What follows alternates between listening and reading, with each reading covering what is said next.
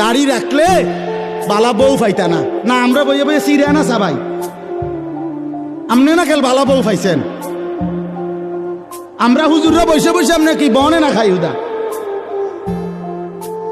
কি বলেন আপনি এগুলো? এই সমস্ত বাজে কথার কোনো অর্থ আছে কি বলেন না কেন? শয়তানের ধোঁকা ছাড়া আর কিচ্ছু না, নফসের ধোঁকা ছাড়া আর কিচ্ছু না। কেন ছেড়ে দিবেন আল্লাহর নবীর সুন্নাত? হাসরের ময়দানে কেমনে দাঁড়াইবেন বাপ? নবীজি সাল্লাল্লাহু আলাইহি সাল্লাম জিজ্ঞেস করবে, উম্মত 23টা বছরে আমি তোর কাছে ইসলাম বুঝাবার জন্য পিঠটা ঝাঁঝরা করে ফেলেছি তায়েফের পাথরের আঘাতে। আমি পেটে 2টা পাথর বাঁধছি ক্ষুধার কষ্টে। আমি দান দান শহীদ করেছি উহুদের ময়দানে।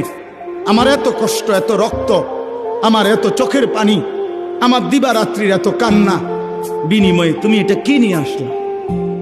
তখন কি বলবেন? কি বলবেন বাবা?